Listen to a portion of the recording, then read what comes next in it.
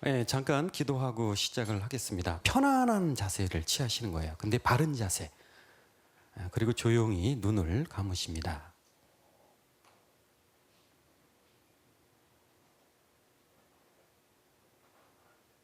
호흡을 해보십시오.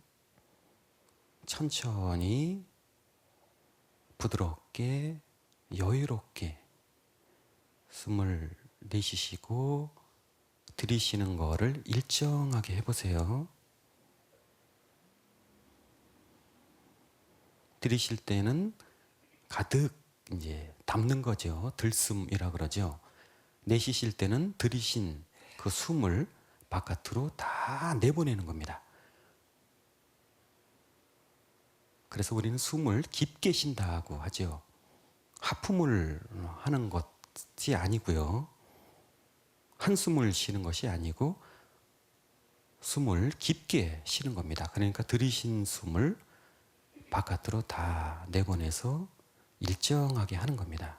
중심을 우리 배꼽 밑에 한 뼘 정도 밑에 단전이라는 곳이 있는데 숨을 들이쉴 때는 그 단전을 중심으로 해서 배가 나오는 거고요. 숨을 내쉬실 때는 배가 단전 있는 쪽에서 꽁지뼈로 향하면서 배가 들어가는 겁니다. 들이쉬는 숨은 다 내보내세요. 호흡에 집중해 보십시오. 집중이 잘 안 되고 리듬을 찾기 힘든 분들은 숫자를 세워도 좋습니다. 하나, 둘, 셋, 넷. 잠시 멈추고 내쉬시면서 하나, 둘, 셋, 넷. 반복해 보세요. 자기 속도에 맞게, 자기 양의 호흡 양에 맞게 몇 번 해보시기 바랍니다. 숨을 들이쉴 때는 밑에서부터 차오르는 거예요. 항아리가 있으면은 곡식을 거기에 담으면은 밑에서부터 이렇게 차오르죠. 우리 호흡도 마찬가지입니다. 그래서 우리 무게 중심을 위에서 밑으로 내리는 겁니다. 우리가 정서적으로 안정을 이루는데, 몸이 균형을 이루는데, 또 어떤 상처가 치유를 하는데, 상처 치유를 하는데 이 호흡이 상당히 중요합니다.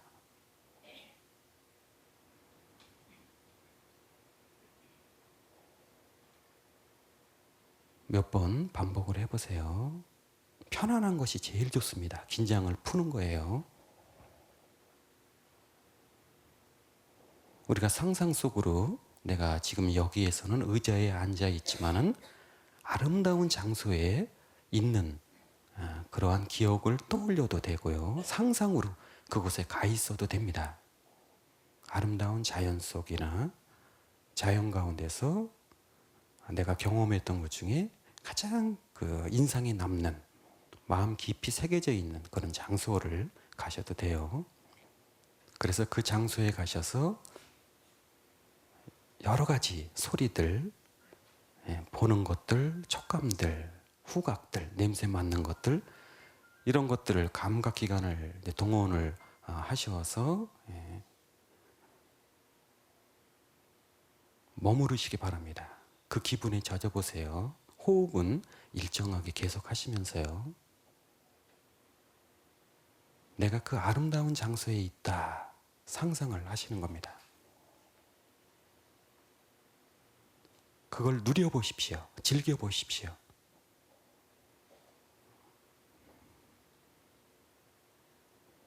그 맑은 공기, 내 폐 안에, 내 배 안에, 내 존재 안에 깊이 담아 보세요. 그리고 자연과 하나 되면서 나를 자연의 일원으로 봉헌합니다 하면서 여러분 자신을 내어 놓으세요. 자연 안에요.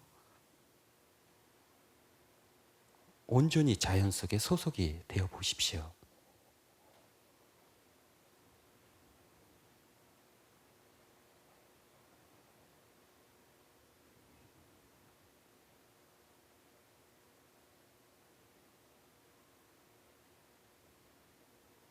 그리고 자연과 함께 하면서 내가 어떻게 하면 자연과 하나가 될 수 있을까?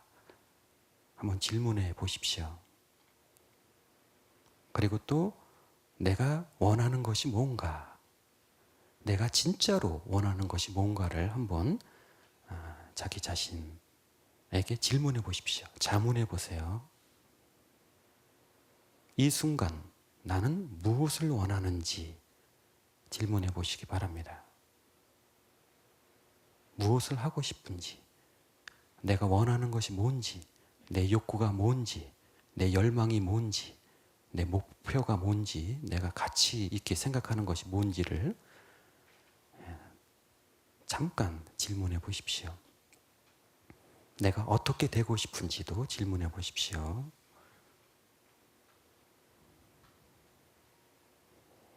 그리고 이 질문과 함께 이제 정리를 해 보십시오.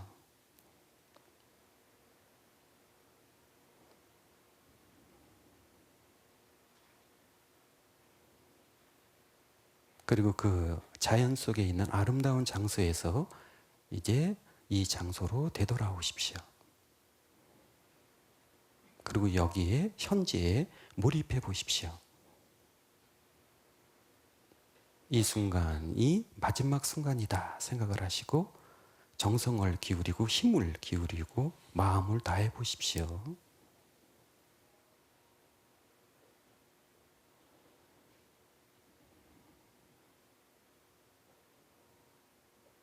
영광이 성부와 성자와 성령께,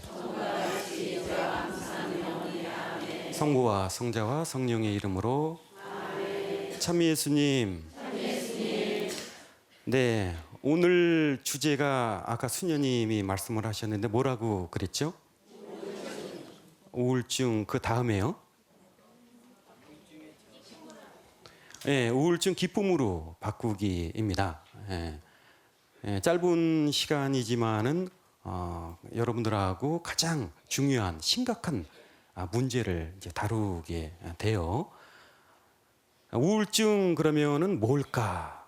우울증을 정의를 어떻게 내릴까? 뭐 여러 가지 정의가 있을 수 있어요. 사전적인 정의도 있고 또 심리학자들이 정의 내린 것도 있고 뭐 임상학자들이 정의를 내린 것도 있고 뭐 다양하게 정의를 내린 것 중에 그래도 가장 보편적이다 할 수 있는 거는 우울증에 걸렸다. 우울증의 상태가 어떠냐? 그러면은 무기력한 상태입니다.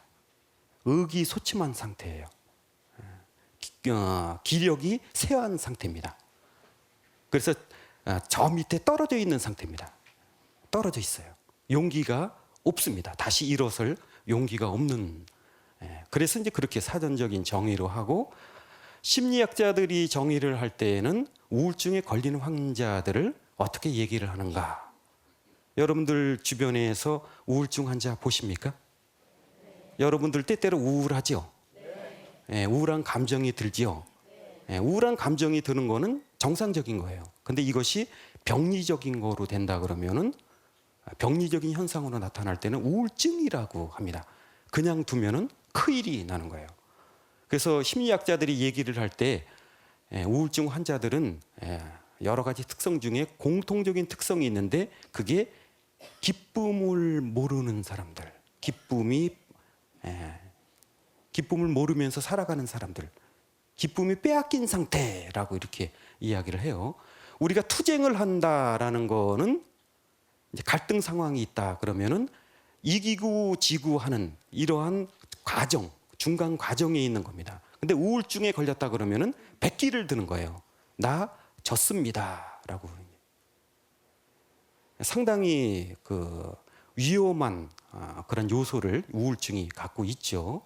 그래서 우울증에 걸린 사람들의 20% 정도, 15%에서 20% 정도는 자살을 합니다. 자살을 시도하고 자살을 하고 그래요. 여러분들 우울증이 왜 유명해졌는지 아십니까?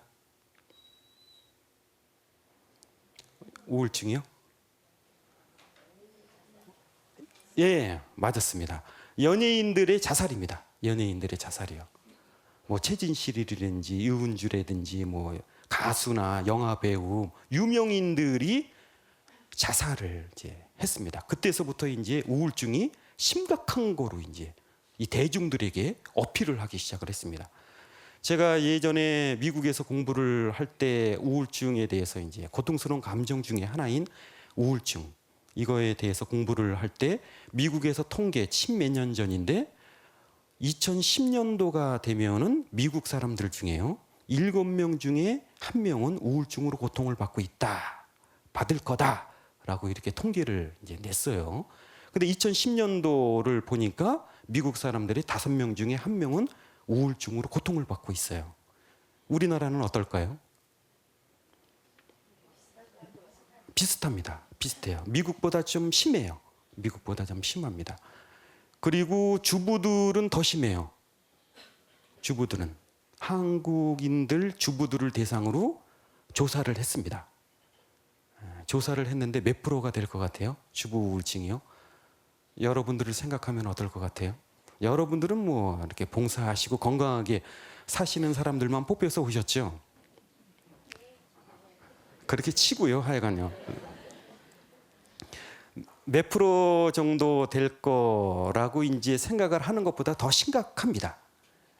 둘 중에 하나는 우울증으로 고통을 받고 있어요. 둘 중에 하나는요. 경중은 있지만은 우울증으로 고통을 받고 있습니다. 무슨 뜻이냐? 기쁨을 모르는 거예요. 기쁨을 모르면서 살아가는 거예요. 현대인들이 그렇습니다. 기쁘십니까? 삶이 기쁘십니까? 아니요. 삶이 괴롭죠. 힘들죠. 요즘에 뭐 기쁠 일이 있습니까? 라고 이제 이야기를 해요. 그래서 우울증의 반대말이 뭔지 아십니까?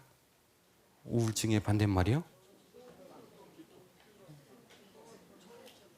네, 대답을 이제 다 해놓고 이제 물어보니까 뭐 정답을 말씀을 하셨어요. 우울증의 반대말은 대부분의 사람들이 슬픔이라 그러는데 슬픔이 아니에요. 기쁨입니다. 기쁨이 빼앗겨진 상태이죠. 슬픔이라는 거는 고통스러운 상태지만은 상당히 긍정적인 의미가 있습니다. 우리가 슬퍼할 일을 슬퍼해야 돼요. 사랑하는 사람을 잃었을 때 상실감이죠. 그러면 기뻐요, 슬퍼요? 슬프죠. 예. 슬픔을 겪는다는 거는 고통스러운 이 상황을 치유하는 겁니다. 치유하는 과정. 예. 그 과정 중에 슬픔이라는 여정이 있는 겁니다. 슬픔이라는 여정을 겪고 나야 회복이 되고 치유가 이제 일어나게 되지요. 근데 대부분이 이 상실감을 겪으면서도 참습니다. 억눌러요. 그 감정을요. 그래서 그것이 오래 갑니다. 그래서 우울증의 반대말은 슬픔이 아니고 기쁨이에요.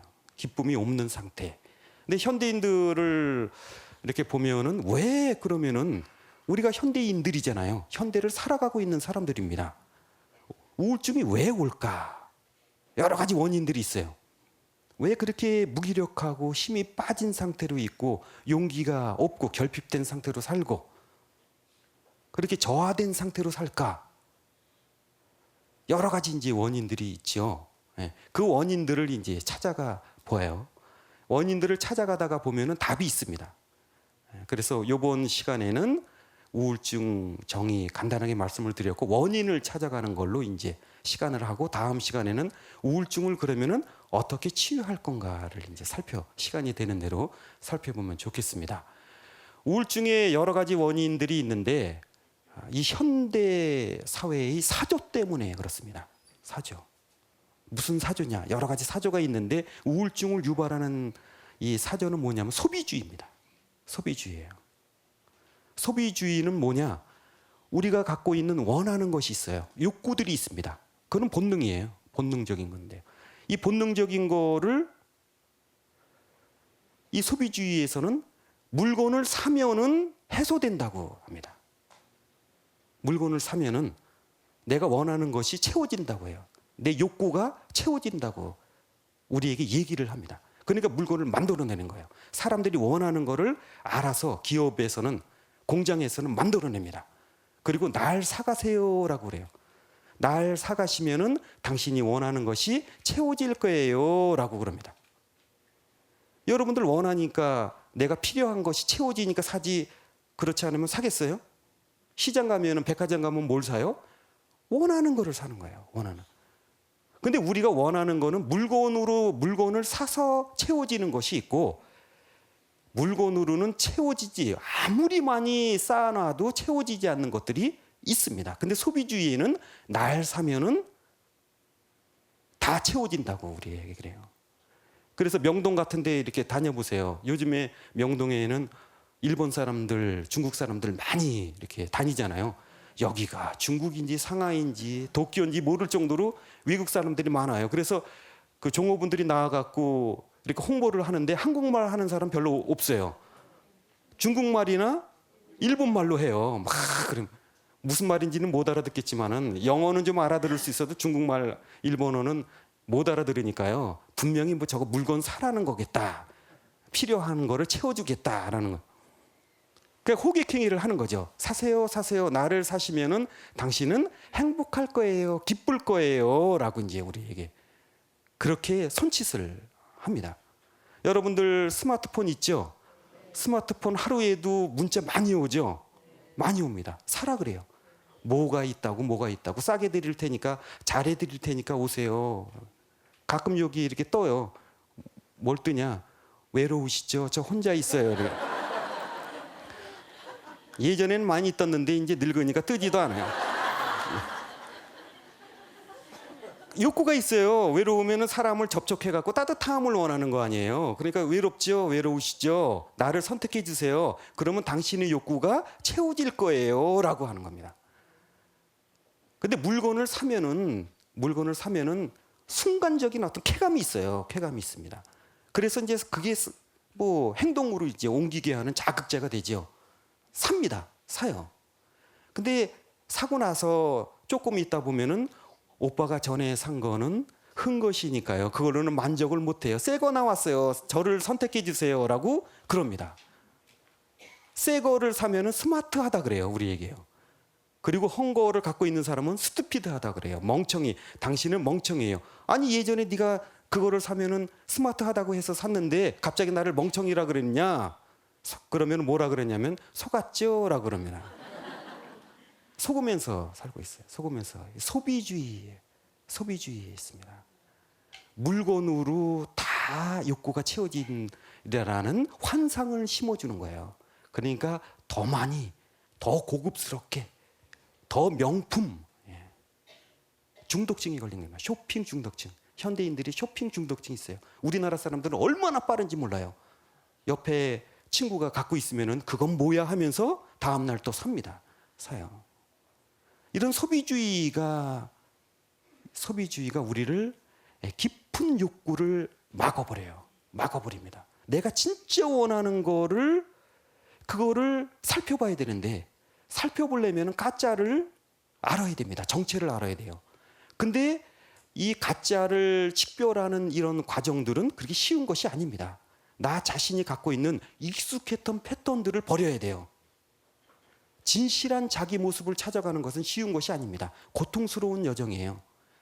정화돼야 됩니다. 어두운 밤을 지나야 진짜 내 모습을 이제 볼 수가 있는데 그 과정은 어렵기 때문에 나를 살펴보고 내가 부족한 부분들, 약점 부분들, 그림자로 갖고 있는 부분들, 내가 나라고 인정하고 싶지 않은 부분들 인정을 해야 되는 이런 과정들이 있기 때문에 그게 그렇게 쉬운 것이 아닙니다. 아니에요. 그래서 깊은 욕구를 원하는 것을 몰라요.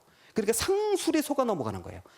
얕은 상술에 속아 넘어가기 때문에 깊은 욕구가 채워지지 않으면 인간은 기쁘지가 않은 거예요. 기쁘지가 않습니다. 그리고 이 사회 문화에서 만들어 놓은 대로 살아가요. 만들어 놓은 대로.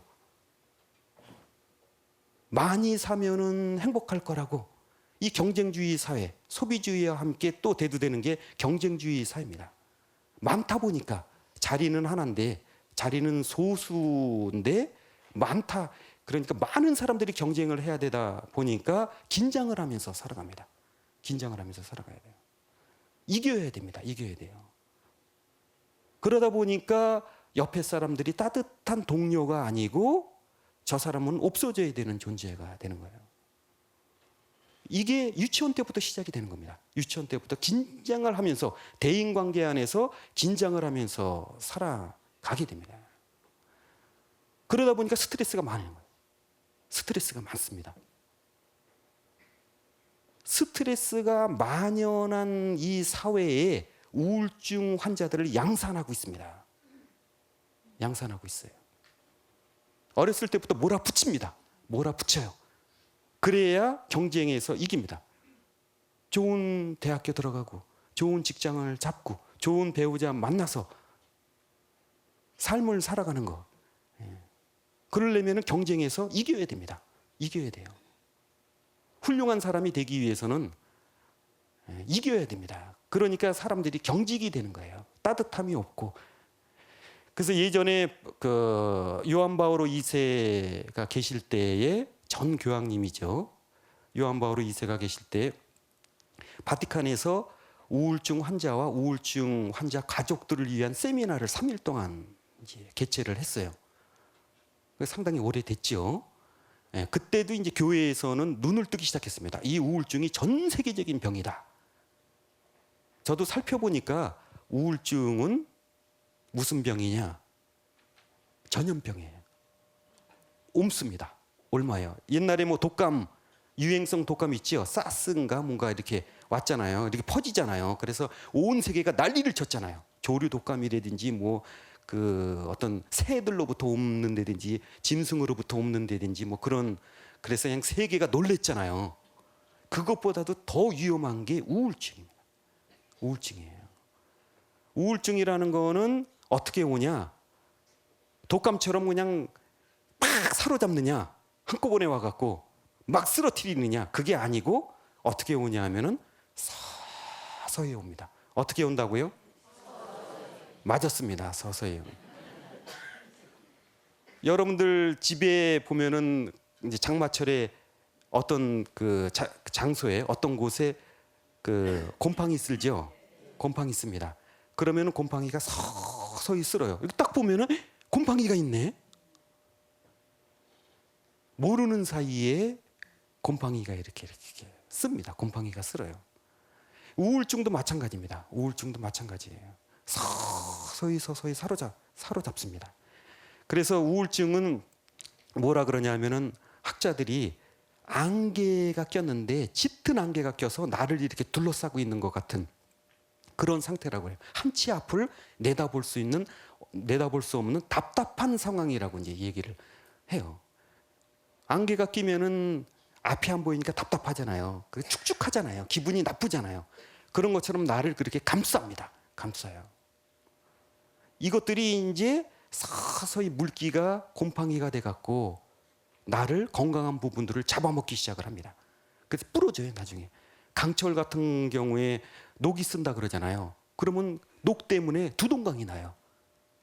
그 엄청난 재질을 갖고 있는 그런 것들이 건강한 인간을 서서히 잡아먹습니다. 잡아먹어요. 그 두동강을 내죠. 그래서 실패를 해요. 그러면 실패를 하면 당연히 인간이 갖는 감정은 실망이에요. 실망보다 조금 진한 거를 낙심한다 그래요. 우리는 낙담한다 그러죠. 낙담하고 난 다음에 좌절을 해요. 좌절하고 난 다음에 그 다음에 뭘까요? 맞습니다. 절망입니다. 절망이에요. 절망 다음에요? 자살입니다. 이런 심리적인 경로를 이렇게 거치게 됩니다. 실망은 실패를 해요. 실패하지 않는 사람은 없습니다. 근데 이거를 싸우다가 지는 거예요. 이 변화되는 환경에 져버리는 상태가 이제 우울증이죠. 그래서 실패하고 실망하고 낙담하고 좌절하고 절망하고. 좌절과 절망 차이는 뭐냐? 여러분들 촛불을 켜놨는데 바람이 불면은 이렇게 흔들리죠. 꺼질 가능성이 많아요? 아니면 유지될 가능성이 많아요? 불이요? 꺼질 가능성이 많죠. 꺼질 가능성이 많습니다. 꺼지면은 절망이에요. 희망이 아무것도 없는 거예요.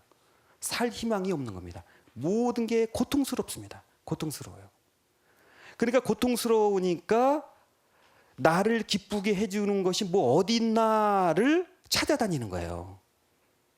그래서 우울증에 걸리면은 위험선 상황에 이제 놓이게 됩니다. 위험천만한 상황에 놓이게 돼요. 그래서 중독증에 빠질 가능성이 많습니다. 많아요.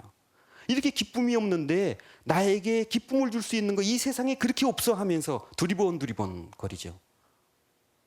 그래서 이제 찾아 나가는 것들이 뭐 술입니다. 술 먹을 때는 뭐 술 마시는 순간은 자기가 주인인 것 같죠. 세상에 내가 이렇게 깨어 있을 때는, 술 안 먹을 때는 주눅이 들어갖고 그렇게 저하된 상태로 있는데, 술을 먹으면은 그 순간은 자기가 주인인 것 같아요. 힘이 나오는 것 같아요. 용기도 생겨요. 그래서 술을 마십니다. 근데 술은 점점 더 마셔야 됩니다. 처음에 효과를 얻으려면은, 처음에 먹었을 때 효과를 얻으려면은 양이 더 많아야 돼요. 그래서 중독증이 걸리는 거예요. 그러니까 마약 같은 거잖아요. 마약 같은 거. 처음에는 쾌감, 황홀경에 빠지죠. 근데 안 맞으면은 살 수가 없어요. 정상적인 사회생활을 못 하게 되는 거죠. 그리고 뭐 여러 가지 이제 성중독 같은 거, 애정 행각들 이런 것들이 나와요. 주변이 재미가 없어요. 아이가 성적표를 받아왔어요. 성적표 잘 받았어요. 그게 내가 무슨 상관이야. 재미가 없어요. 배우자가 승진을 했어요. 근데 그것이 기쁨이 되지를 못합니다. 기쁨을 주는 것들이 없으니까 이제 기쁨을 주리라고 생각하는 것에 매달리는 거예요. 애정 행각들리는. 그리고 우울증 환자들은 또 끼리끼리 모여요. 어떻게 모여요? 끼리끼리 모입니다. 그래서 자살 사이트에서 보면은 끼리끼리 모여요. 서로 이해를 해주는 것 같아요. 서로 이해를 해주는 것 같아요. 고통을 얘기를 하면은 알아들어요. 나도 그러는데 하고요. 그거를 건강한 사람이 그거를 듣고 처방을 해서 치료를 하는, 회복을 해줄 수 있는 이런 방향으로 나가야 되는데, 그게 아니고 서로 가는 거예요. 어디로 가요? 골로 가요. 골로.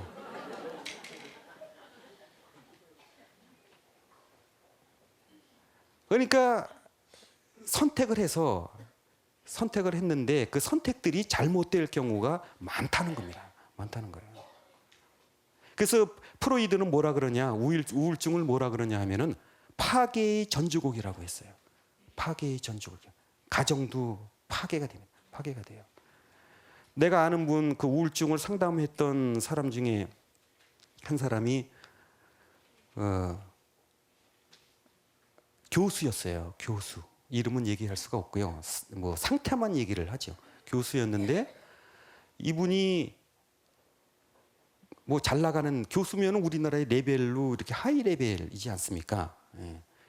잘 나갔는데 어느 순간에 충격을 받았는데, 그 충격의 얘기를 들어보니까 어머님이 돌아가신 거예요. 갑작스럽게 돌아가신 겁니다. 근데 어렸을 때부터 이 사람은 삶을 살아오면서 어머니가 우상이었어요. 어머니는 항상 들어주고, 어머니는 항상 손을 내밀고, 항상 껴안아주고, 모든 거를 지지를 해줄 수 있는 후원자죠. 어머니는 영원하리라고 늘 이 사람은 어렸을 때부터 생각을 해왔어요. 근데 이 어머니가 돌아가셨어요. 그리고 나서 이제 벽제에 가서 화장을 했는데, 화장하면 여러분들 가보셨어요? 뭐가 나와요? 불 구덩이에서요? 뼈만 나오죠. 뼈만 나요. 참 인간이 허무하지 않습니까? 그 모습을 보면요. 내가 사랑했던 사람, 평생을 같이 했고 영원히 같이 함께 하리라고 생각했던, 내가 사랑하고 내가 사랑을 받은 이 사람이 죄가 돼서 나오는 거예요. 죄가 돼서요. 이 사람이 그때서부터 충격을 받았습니다. 충격을 받았어요. 충격을 받아서 정상적인 사회 활동을 못 하는 거예요. 집에만 있는 거예요. 집에만 있습니다. 전화도 안 받아요. 커튼을 쳐요. 문을 걸어 잠궈요. 잠이 안 와요. 우울증 환자 중에 통계를 보면은, 제가 또 상담한 사람을 보면은 불면증으로 고통을 받는데 한 80% 정도가 불면증 현상이 나타나요. 80% 정도가 불안증을 또 갖고 있고요. 그래서 불안한 거예요. 대인 기피증도, 때때로 거식증에 걸리기도 하고요. 때때로 다식증에 많이 먹기도 하고 안 먹기도 하고 그래요. 그러니까 몸의 화학적인 균형이 깨지는 거예요. 불균형 때문에. 그래서 몸도 망가지고 정서 상태도 완전히 이제 파괴가 됩니다. 고통스러운 감정에 이제 짓눌려 있는 거예요. 짓눌려 있습니다. 감정을 내가 조절을 해야 됩니다. 조절을 해야 돼요. 근데 감정에 집니다. 한번 우울증에 걸리면 빠져나오지를 못하는 거예요. 우울증 상태가 이렇게 되는 게 아니에요. 이렇게 되는 것이 아닙니다. 이렇게 올라갔다가 내려갔다가 올라갔다가 내려가는데 우울증 환자, 중증 환자들은 내려갔다가 못 올라오는 거예요. 조울증 환자는 어떠냐? 올라갔다가 내려오질 못해요. 또 반대죠. 기분이 좋았다가 뭐 좋으면은 뭐 다 줘요. 뭐 그냥. 그래서 조울증 환자 옆에 있으면은 얻는 게 많습니다. 그러니까 다 줘요. 얻어먹는 것도 많아요. 왔다 갔다 하는데 한 사람은 위에서 놀고 한 사람은 밑에서 오래 머무는 거예요. 슬픔의 상태가 오래 지속이 되는 겁니다. 이 사람은, 이 교수는 한번 빠지면은 못 나오는 거예요. 근근히 강단에 쓰고 점점 갈수록 못 쓰게 되죠. 딸이 아빠가 최고였습니다. 딸 하나 있는데 아빠가 최고였었고 전교에서 1, 2등 했어요. 머리가 좋은 애예요. 얘가 아빠가 방 안에 앉았고 덜덜덜덜 떠는 모습을 보고 충격을 받은 거예요. 딸이 또 충격을 받아갖고 전염이 됐어요. 그러니까 자매님이 딸하고 남편하고가 그런 상태에 있으니까 고쳐보려고 이리 뛰고 저리 뛰고, 뭐 우울증 환자들은 그 대하는 게 그렇게 쉬운 거, 만만한 것이 아닙니다. 뭐든지 불평합니다. 뭐든지 불평해요. 잘해도 불평, 못해도 불평이에요. 어떤 사람은 자기가 우울증 걸렸을 때 체험을 얘기하는데요. 자기가 바깥에 나갔다가 이렇게 들어오는데 애하고 자기 남편하고 막 좋아갖고 놀고 있대요. 나는 이렇게 죽겠는데 지들만 뭐가 좋다고 저렇게 나를 이해 못 해준다고, 그러면서 불평을 하는 거예요. 그리고 또 남편이 직장 생활 하면서 힘들 때 있잖아요. 그러면 인상을 쓰고 들어오고 뭐 이럴 때 있잖아요. 그러면은 저 분위기 때문에 내가 우울하다고 또 트집을 잡는 거예요. 잘해도 트집, 못해도 트집이에요. 이 두 사람 사이에 이 자매님은 간호하다가 좋다는 거는 다 듣고, 그래도 이 자매님이 건강하니까 뭐 상담, 뭐 책들, 뭐 테이프들 갖다가 대서 뭐 해갖고 병원도 갔다 오고 막 그러는데, 이 두 사람 사이를 간호를 하다가 또 걸렸어요. 전염이 됐어요. 지쳐버린 거예요. 탈진된. 그래서 세 사람이 난리가 났어요. 아유, 신부님 이거 어떻게 하면 좋아요, 이거. 그래서 우울증의 원인 중에 아까 뭐 소비주의 얘기, 경쟁 사회주의, 사조 때문에 뭐 그렇다고 얘기를 했어요. 그리고 지금 얘기한 것처럼 사랑하는 사람을 잃었을 때의 상실감이 치유되지 않은 상태로 2년이 넘으면은 우울증에 공격을 당하기가 쉽습니다. 쉬워요. 사랑하는 사람을 잃었을 때 오는 상실감. 근데 상실감이라는 것이 사랑하는 사람을 잃었을 때만 오는 것이 아니에요. 친구의 사망, 친지의 사망, 내가 기대를 갖고 있었던 기대치가 무너졌을 때 오는 그거에 대한 상실, 계획이 어긋났을 때의 상실들은 상당히 많이 있습니다. 내가 좋은 엄마가 돼야지, 좋은 아빠가 돼야지, 좋은 수도자가 돼야지, 훌륭한 사제가 돼야지, 이 기대치가 무너지죠. 이루어집니까? 무너집니까? 여러분들 좋은 엄마 되셨어요? 나쁜 엄마 되셨어요? 아니에요? 방송에 나간다고 아니요라고 하실 거예요. 조사하면 다 나오는데요. 좋은 아내가 되기로, 좋은 며느리가 되기로, 좋은 시어머니가 되고 싶지요. 그런 기대치가 있었어요. 근데 그 기대치가 살아가면서 무너집니다. 이런 것들을 다 다루어야 돼요. 이 고통스러운 감정들을 다 다루어야 됩니다. 그걸 봐야 돼요. 근데 그게 보는 것이, 인정하는 것이 그게 쉬운 겁니까? 쉬운 게 아니에요. 그러니까 억압하는 거예요. 감정을, 고통스러운 감정을 억압하는 겁니다. 이게 또 이제 원인 중에 아주 큰 원인 중에 하나예요. 또 하나의 원인은 분노입니다. 분노를 내면화시키는 거예요. 우리는 어렸을 때부터 화를 내는 거를 잘못 배웠어요. 그래서 화를 내지 않고 완전히 누르거나 아니면 병적으로 화를 내거나 하면서 이 끓어오르는 에너지를 잘못 사용을 한 거죠. 화를 낼 때보다 화를 억누르는 데 들어가는 힘이 더 들어요. 근데 그걸 우리는 내리누릅니다. 왜 우리 한국 여성들이 50%가 둘 중에 하나가 우울증으로 고통을 받고 있냐? 다른 말로 얘기하면은 기쁨 없이 살아가고 있느냐라고 하면은 이 감정을 억누르기 때문에 그래요. 특히 분노라는 감정이에요. 분노라는 감정. 근데 이 분노라는 감정이 그냥 이게 표현만 되지 않았을 뿐이지 다 화를 내고 있어요. 특히 여자들은 어떻게 화를 내고 있냐 하면은 은근히 내고 있어요. 소극적인 공격성으로 이렇게 내고 있어요. 그래서 애들이 아빠하고 막 싸우고 뭐 그러고 그 밥을 했을 때 국이 뭐 간이 안 맞고 그러면은 애들이 그러죠. 엄마 화났지? 그러면 화 안 났어. 근데 화가 난 겁니다. 난 거예요. 그게 이제 짜증으로 나타나고 붕괴로 나타나고 원한 안갚음으로 나타나요. 이렇게 돌려서 이렇게 나타나죠.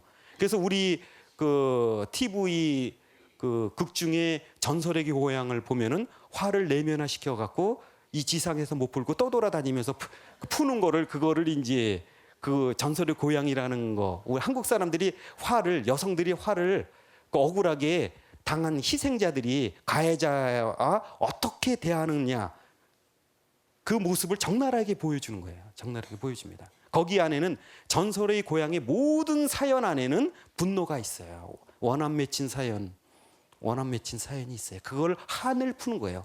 화가 응어리져 갖고 한이 되는 겁니다. 한 맺힌 사연을 갖고 있는 거예요.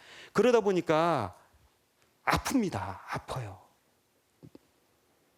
화를 내서 그거를 풀어야 되는데 정상적으로 풀지를 못하기 때문에 이것이 내면화돼 갖고 힘을 축적하고 있어요. 그래서 우리는 시한폭탄을 갖고 있는 것 같아요. 언제 터질지 모르는 시한폭탄을 갖고 있습니다. 시한폭탄을. 분노가 내면화됐을 때 분노 그래서 표현하는 방법 건강하게 표현하는 방법을 배워야 됩니다. 또 한 가지 원인은 이거는 어떤 정신치료 부분에서 상당히 중요한 요소인데 우리 현재의 문제를 일으키는 원인 중에 이 정신치료에서는 그 원인이 어디를 두냐 하면은 어렸을 때를 둡니다. 어렸을 때를 둬요. 어렸을 때 중에 어느 부분이냐? 어느 부분일 것 같아요? 일생 중에 나에게 가장 영향을 많이 미치는 문제를 많이 일으키 상처밥을 받았을 어느 시기예요? 사춘기. 어린 시절이 몇 살이냐고? 7살. 예. 7살 이전. 예. 학파에 따라서 다 달라요. 이렇게요. 공통적인 거는 상처를 받았는데 정답은 상처를 가장 심하게 가장 한번 상처를 받으면은 깊이 간직하는 그 시기, 영향을 많이 받는 시기가 언제냐 하면은 3세 이전입니다. 3세 이전이에요. 뭐 학자에 따라서 6세 이전이라고 하는데 제가 보기에는 3세 이전. 3세 이전에서도 어디냐? 우리는 모태기, 태아기라고 해요. 탄생기라고 해요. 그다음에 유아기라고 해요. 이 초기 발달 단계 이 세 가지 단계가 있는데 그 중에서 어디냐 하면은 태아기입니다. 태아기입니다. 가장 연약한 상태, 상처 입기 쉬운 상태가 되는 거예요. 이때의 정상적인 태교를 건강한 부모 밑에서 건강한 환경에서 자라는 아이들은 정상적으로 자라죠. 태반을 통해서 이 물질적인 영향도 받지만은 정서적인 영향도 받아요, 아이들이. 근데 그 정서 상태가 엄마 정서 상태가 나쁘고 아빠 정서 상태가 나쁘고 이 가정 이 전체 분위기가 나쁘다고 하면은 문제를 일으키는 거예요. 탄생기도 상당히 문제입니다. 탄생기도요. 탄생기도 산모가 고통을 더 많이 겪을 것 같아요. 그 태아가 산도를 내려오면서 더 고통스러울 것 같아요. 어떻게 하셨어요? 경험해 보셨어요? 경험을 했으니까 여러분들 아시겠죠? 기억을 못할 뿐이지 다 경험을 했어요. 근데 기억이 내가 의식화하지 못했을 뿐이지 그게 기억의 창고에 다 있습니다. 있어요. 예. 그래서 삶의 초기 단계, 그게 6살이건 7살이건 3살 이전이건 간에 이 초기 단계에는 상당히 중요합니다. 그게 문제를 일으키는 거예요. 그래서 우리는 의식의 중심 안에 자아가 있는데 이 무의식의 중심 안에는 셀프, 자기가 있어요. 그래서 치유를 하려고 그러면 이 자아가 자기를 만나야 돼요. 셀프를 만나야 됩니다. 이고, 자아가 자기를 만나야 돼요. 근데 우리는 그 세계에서 무슨 일이 있었는지를 몰라요. 그러면서 영향을 받습니다. 그게 이제 문제라는 거예요. 암울한 상태. 부모가 나를 지우려고 막 그렇게 시도를 마음만 먹어도 아이들은 요즘에 뭐 의학적으로 그게 다 증명이 되지 않습니까? 그런 것들이요. 그런 공포스러운 두려운 환경, 불안한 상태에서 장기간 노출이 됐을 때 아이가 그게 이제 성인이 돼서도 영향을 받는 거예요. 불안한 겁니다. 왜 불안한지 모르면서 왜 나는 이렇게 기쁘게 살지를 못하지? 지금 외적인 환경에서는 이렇게 잘하고 있는데 왜 나는 그렇지? 보면은 기억의 창고를 열어보면은 거기 깔려 있는 겁니다. 깊은. 그래서 내가 조금만 노력해 하면은 그 침잠되어 있는 기억들을 끌어올릴 수 있는 이거를 전이식이라 그러고 깊은 부분에 담겨져 있는 이런 부분들 애써야 끌어낼 수 있는 이런 부분들을 무의식이라고 이제 하는 거예요. 근데 우리는 이 무의식의 영역은 95%를 차지해요. 빙산의 일각이라고 해서 이 수면 위에 올라와 있는 이 부분들은 알고 있는 부분들, 자아가 알고 있는 부분들, 의식이 중심에 있는 자아가 알고 있는 부분들은 5%라는 거예요. 그러면은 95%는 밑에 잠수해 있다는 거예요. 있다는 겁니다. 이 자기가 나를 건강하게 하기 위해서 정신작용들이 있어요. 그런 것들이 신호를 보내주는 이런 것들을 자아가 알아들어서 협조를 해야 되는데 우리는 협조를 하지 못하고 이 문화 안에서, 이 환경 안에서 익숙한 패턴으로 자기를 파괴시킵니다. 파괴시켜요. 건강한 부분들이 이제 상처를 입게 되는 거죠. 건강한 부분들. 그러니까 그 시대적인 이런 부분들, 현대 이 산업 사회가 후기 산업 사회라고 그러죠. 후기 산업 사회가 갖고 있는 스트레스를 조장하는 사회. 그래서 우울증 환자들을 양산하는 그 시대의 흐름이 있고, 그리고 자기 개인 역사 안에 갖고 있는 초기 발달 단계 안에서 갖고 있었던 그 암울했던 그 시기. 대부분이 가정이 우리는 엮이는 과정이 있고 숨기는 과정이 있다 그러는데 치료 받아야 되는 사람들이 대부분 5%를 제외해 놓고는 95%는 문제를 갖고 있다는 거예요. 다 통계적으로 보면 95%는 문제를 갖고 있다는 겁니다. 근데 그거를 작업을 안 하고 주변 환경만 탓하고 있는 거예요. 현재 상황만 보는 겁니다. 근데 깊은 무의식 안에는 그거를 해결해 달라는 소리들이 있어요. 근데 우리는 그 소리들을 들을 수 있는 훈련을 못 한 거예요. 그러니까 바쁘기만 한 거예요. 여기 계신 자매님 중에 여기 오신 분들 중에 안 바쁘신 분 한번 손 들어보세요. 나 안 바빠요. 나 한가해요. 나 무능력해요. 안 바쁘면 무능력하다 그래요. 대인관계에 문제가 있다고 그래요. 우리는 착각을 하는 겁니다. 착각을 하는 거예요. 자기 자신을 들여다볼 시간이 없습니다. 이 알고 있는 부분만 알면서 그거에 굳어지는 거예요. 그러니까 깊은 곳에서 우러나오는 그 손길을 알아듣지를 못하는 거예요. 그러한 상황들, 또 감정 처리를 상실감이라든지 분노라든지 이 우울증은 복합적인 감정이기 때문에 이게 상실로 시작했다가 나중에 종착점은 어디냐? 우울로 가는 거예요. 분노로 시작했다가 이게 어디로 가느냐? 어디로 가요? 보나마나 우울로 가는 거예요. 우울증이 되는 거예요. 왜 날씨가 흐려? 비가 와? 우울하죠. 그건 정상적인 거예요. 근데 이게 슬픔의 상태가 6개월 내지 2년 이상이 되면 이제 중증으로 취급합니다. 6개월 정도는 슬픈 일, 상실, 살아가는 사람을 잃었을 때 6개월 정도는 슬프지요. 근데 그게 2년 정도 가면 이제 정서 이상 상태가 되는 거예요. 정서 이상 상태가요. 그러다가 이제 중증으로 이렇게 가게 되는 거죠. 우리를 송두리째 잡아먹는 이 우울증 왜 왔을까? 그러면은 질문을 한번 해보죠. 우울증이 왔어요. 지금 현대사회에 만연하고 있어요. 무슨 병이라 그랬죠? 전염병이라 그랬죠. 전염병이 왔는데 그러면은 크리스찬들은 이 우울증을 어떻게 바라볼까? 이게 또 우리 과제입니다. 더 크게 얘기하면은 고통을 어떻게 바라볼까 하는 그 문제하고도 연관이 돼요. 우울증을 대부분 사회에서는 우울증을 없어져야 하는 거라고 생각해요. 우울증을요. 그렇죠? 그건 당연한 거예요. 우울증은 한 생명을 앗아갈 수도 있기 때문에 당연히 치유가 돼야 되죠. 회복이 돼야 되죠. 근데 우울증은 오는 이유가 더 깊은 곳에 있습니다. 모든 이 세상의 법칙 중에 하나는 모든 거는 그냥 오지를 않아요. 나쁜 거는 나쁜 것만 갖고 오지를 않는다는 거예요. 나쁜 것 뒤에 좋은 거가 있습니다. 고통 뒤에 뭐가 있어요? 성장이라는 게 있어요. 성장이라는 것이 있습니다. 크리스찬들은 고통을 고통으로 나쁜 것만 취급하는 것이 아니에요. 그렇다고 해갖고 고통주의가 되라는 건 아니에요. 고통주의는 고통을 쫓아다니는 거예요.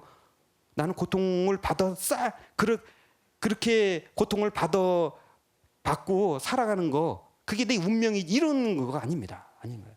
내 삶에 오는 거, 어쩔 수 없이 오는 거, 확률적으로 오잖아요. 그거를 어떻게 맞이하느냐가 그 병을 걸리고 난 다음에 성장하느냐, 성장하지 못하느냐가 연결이 돼요. 파괴적으로 되느냐, 건설적으로 되느냐는 거죠. 모든 진실 중에 하나는